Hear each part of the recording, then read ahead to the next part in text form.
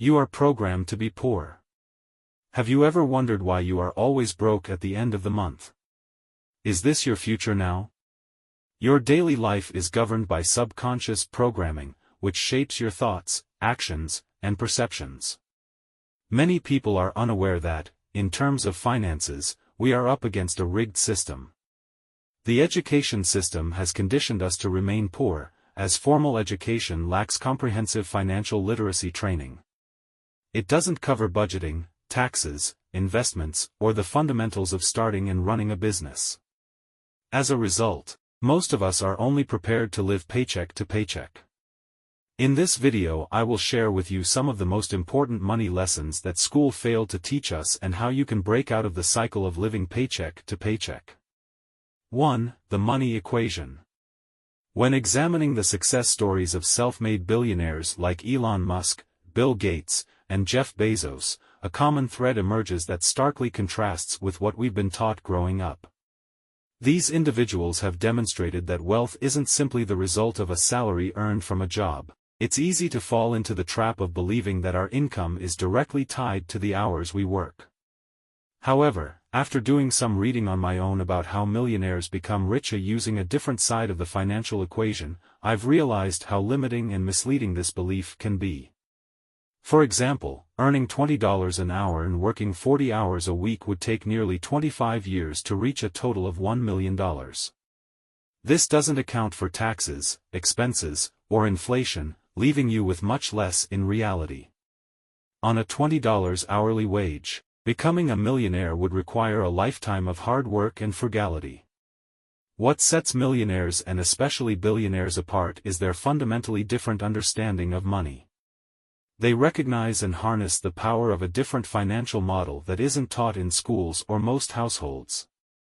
They know that wealth creation is less about exchanging time for money and more about leveraging assets, investing wisely, and creating systems that generate income even when they aren't working. Understanding this is the first step in breaking free from the conventional system. Don't believe that the only way to make money is by trading your time for it. 2. Investing at the right time. During your lifetime, you are likely to experience 3 to 5 major economic downturns. While these periods may seem daunting and provoke a desire to cut back and save, they often present the most significant opportunities to build wealth. Many people respond to these downturns by holding tightly to their savings, but the wealthy take a different approach. They rapidly invest in stocks, real estate, and other opportunities, essentially betting on a brighter future. Historically, when the market eventually rebounds, these investors benefit greatly, ending up richer than before. In contrast, those who merely save during these times face rising costs due to inflation. When the market recovers, they miss out on the gains because they weren't invested. Developing a habit of regular, consistent investing is crucial.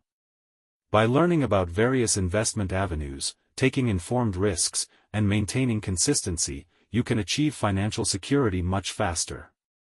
The power of investing over merely saving is a fundamental lesson in personal finance that can redefine your financial future. I'm just beginning to delve into these crucial financial concepts, and I'll be covering them in more detail in my upcoming videos.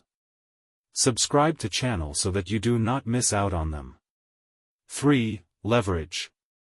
For many, debt is seen as a burden, but for the wealthy, it is viewed as leverage.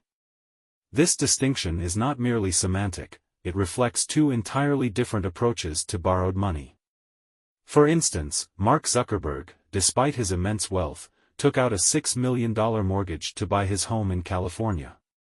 Similarly, Beyoncé and Jay-Z financed their $28 million house with a $52 million mortgage, and Elon Musk took out a $50 million loan against his properties in California. If debt is inherently bad, why do these multimillionaires, who could easily pay outright, continue to take on more? The key difference lies in the use of the money. Is it being used to generate more income, or is it draining your finances? For most people, debt takes the form of consumer loans used for non-income generating purchases like a new TV or a vacation. In contrast, the rich use leverage to invest in assets that appreciate over time, such as real estate or business ventures. Mortgages are among the cheapest forms of debt available, so multimillionaires use borrowed money to buy homes, allowing them to invest their own money in other assets with higher returns. Essentially, they turn debt into an asset. Understanding the difference between debt and leverage, and knowing how to use it to your advantage, is crucial. 4. Avoid social proof. There is a widespread phenomenon known as keeping up with the Joneses, which is defined as the social pressure to match or surpass one's neighbors in material possessions and social status. This concept extends beyond mere comparisons with neighbors and is deeply ingrained in today's society, influenced by friends, celebrities, and social media trends. In our digital age, where lives are constantly on display, this pressure is more intense than ever. We often measure our self-worth by the number of likes or comments our posts receive or by what we wear, leading us to make financial decisions based on the desire for social validation rather than practicality. Buying expensive or luxury items isn't inherently bad. The problem arises when these purchases are driven by the desire to appear wealthy rather than reflecting actual financial health. It's better to live within your means and make financial decisions based on personal needs and long-term financial goals, rather than succumbing to the pressure of keeping up with the Joneses. This lesson, though rarely taught in school, is crucial for maintaining financial sanity in a world that prioritizes appearance over substance. 5. Understanding tax. This is a crucial yet completely neglected aspect of our education system. There are numerous legal ways to reduce your tax bill that many people are unaware of or uninterested in learning about. In the world of the rich, understanding the intricacies of tax laws and capitalizing on legal loopholes is common practice. However, this knowledge isn't exclusive to the ultra-rich or business owners. As an employee, you can also increase your non-taxable income through methods like retirement contributions. It's about understanding the system and making it work to your advantage. 6. Focus on production. Your net worth is calculated by the difference between your production and your consumption. Money comes into your life because you've created some form of value, which is the production side, and it leaves through consumption, as you spend money. Many people in the personal finance space focus solely on the consumption side, but I wish more emphasis was placed on the production side. I understand why this isn't common. It's easier to reduce expenses than it is to increase production value and income. When addressing a large audience, the consumption aspect resonates more because it's more actionable for many people. There's nothing wrong with focusing on consumption, it works for many at various income levels. However, consider the example of Dave Ramsey. While his advice often centers on saving and living debt-free, his success comes from the production side of the equation. He generates income by offering guidance on consumption. His estimated net worth of $200 million wasn't achieved by focusing on the consumption side alone.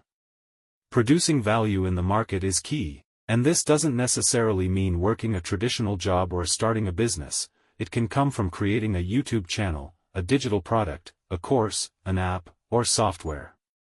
If you can produce value on a large scale, you can earn money on a large scale. Don't think there's only one way to increase your income. 7. Negative belief programming around money. The way I see it, our beliefs have programmed us to be poor. This programming can occur in two main ways. For some, it comes from being surrounded by specific people, like parents who argued about finances. For others, it was hearing family members speak poorly about anyone who had money or growing up in struggling communities or poor neighborhoods. Most people who grow up in such environments are conditioned from birth to have a negative view of finances and those who have money. Biologist Dr. Bruce Lipton discusses how the environment children grow up in, particularly regarding money, shapes their future. If you've been taught from a young age to believe that money is evil, makes people evil, causes problems, or is hard to come by, you likely carry this programming into adulthood, making it difficult to change. Dr. Lipton also references the famous philosopher Aristotle, who said, "Give me a child until he is 7, and I will show you the man." This means that the experiences and programming a child undergoes during their formative years up to age 7 will likely dictate their behavior and life outlook as adults. This is particularly true regarding attitudes toward finances, money, and success. Many people have a negative connotation with these topics without knowing why, often due to their upbringing. If you were born into a poor community where everyone around you was poor, this likely became your only reality. Statistically, people from poor communities often remain in similar circumstances, not just because of limited access to opportunities, but because they can't mentally envision a different way of living. Poverty and lack are so deeply imprinted into their childhood minds that they influence their subconscious beliefs and, subsequently, their financial lives. The first step to overcoming this is understanding that it's not your fault.